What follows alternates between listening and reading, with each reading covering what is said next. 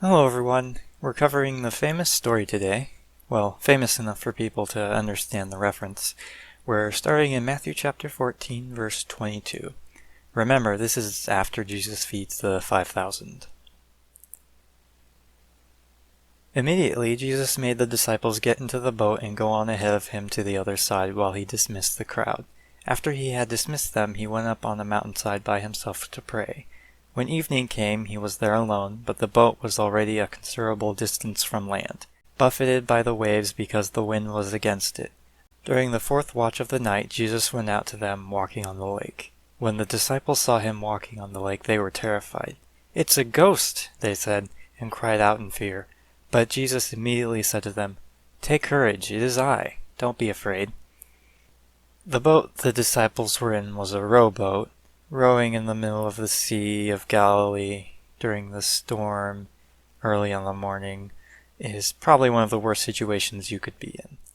It was literally life-threatening, and perhaps this was another situation where Jesus knew what was going to happen, and he wanted to strengthen his disciples' faith. So he was like, "Yeah, just row out there, and it'll be fun. I'll pray for you, because you're going to need it." Then he comes to their rescue. They were obviously terrified, because walking on water isn't normal, believe it or not, and he probably would have looked like a ghost with the lightning and stuff. Let's read on. "Lord, if it's you," Peter replied, "tell me to come to you on the water." "Come," he said. Then Peter got down out of the boat, walked on the water, and came toward Jesus. But when he saw the wind, he was afraid and, beginning to sink, cried out, "Lord, save me!" Immediately Jesus reached out his hand and caught him. "You have little faith," he said. "Why did you doubt?" And when they climbed into the boat, the wind died down. Then those who were in the boat worshipped him, saying, "Truly you are the Son of God." Peter had great faith, but it was a kind of faith where he doesn't think, he just does, which is probably a really great faith to have. It's just that when you walk into a raging sea, you have to keep that kind of faith and not think, because when you stop focusing on God, then you freak out. This is similar for us.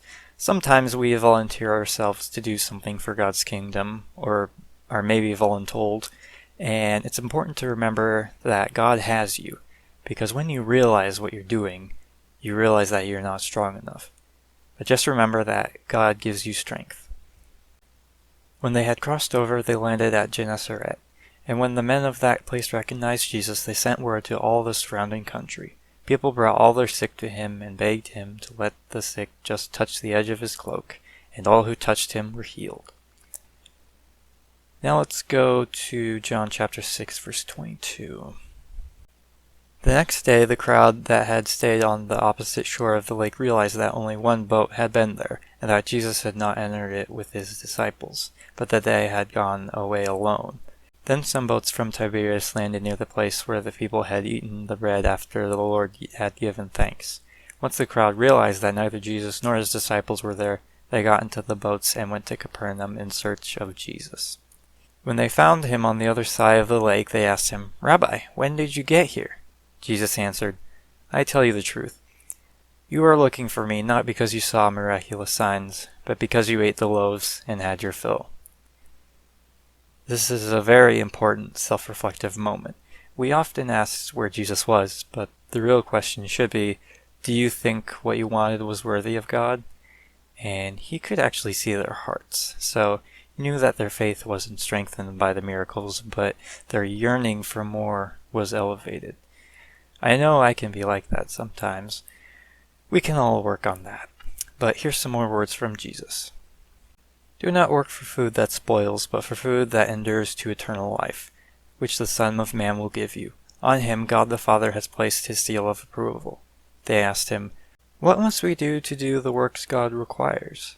Jesus answered, "The work of God is this, to believe in the one he has sent." So they asked him, "What miraculous sign then will you give, that we may see it and believe you? What will you do? Our forefathers ate the manna in the desert, as is written, 'He gave them the bread from heaven to eat.'" Remember, the term Son of Man was a very specific term in that day for the Messiah.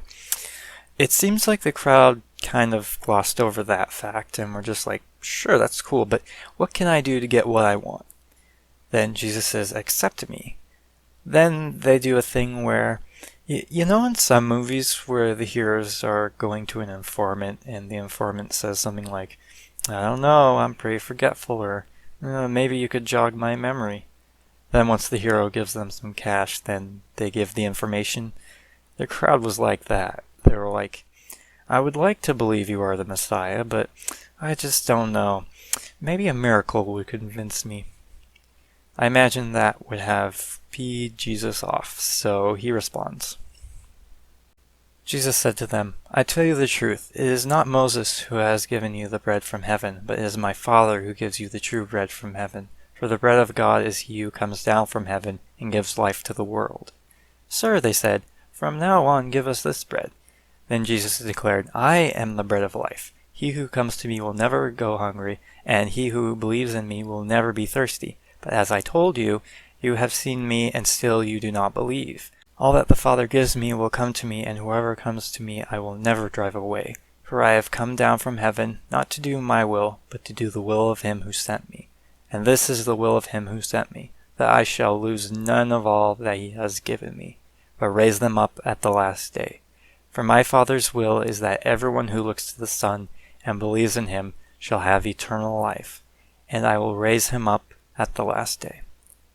He mentions that he does not work apart from God, just like Moses relied on God to give the manna. It is God who sent Jesus as a metaphorical bread. Maybe not even metaphorical, as he is the one who feeds your spirit. Food energizes the body, but he energizes the spirit. He says that he will let anyone partake of the spiritual energy, and he will not refuse anyone to have it. And all that believe will have eternal life. This sounds like an amazing thing, so their reaction is confusing.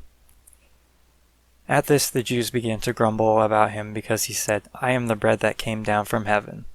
They said, Is this not Jesus, the son of Joseph, whose father and mother we know?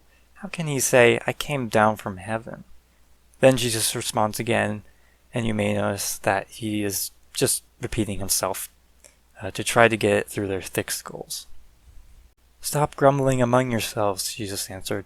No one can come to me unless the Father who sent me draws him, and I will raise him up at the last day. It is written in the prophets, they will all be taught by God. Everyone who listens to the Father and learns from him comes to me. No one has seen the Father except the one who is from God. Only he has seen the Father. I tell you the truth. He who believes has everlasting life. I am the bread of life.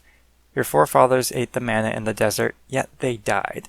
But here is the bread that comes down from heaven, which a man may eat and not die. I am the living bread that came down from heaven. If anyone eats of this bread, he will live forever. This bread is my flesh, which I will give for the life of the world. Then the Jews began to argue sharply amongst themselves. How can this man give us his flesh to eat? They didn't understand that he was giving his flesh as a sacrifice, which is what happened later on the cross. But the eating and the drinking part of the metaphor simply means that we are to take part in receiving his sacrifice. Jesus said to them, I tell you the truth, unless you eat the flesh of the Son of Man and drink his blood, you have no life in you. Whoever eats my flesh and drinks my blood has eternal life, and I will raise him up at the last day. For my flesh is real food, and my blood is real drink. Whoever eats my flesh and drinks my blood remains in me, and I in him. Just as the living Father sent me, and I live because of the Father, so the one who feeds on me will live because of me. This is the bread that came down from heaven. Your forefathers ate manna and died, but he who feeds on this bread will live forever. He said this while teaching in the synagogue in Capernaum. It's easy to understand that they were confused because Jesus' sacrifice hadn't happened yet. Still, if they had the faith of a mustard seed, they could have still believed in him. So that's the lesson for today. Understand that Jesus is the way to eternal life.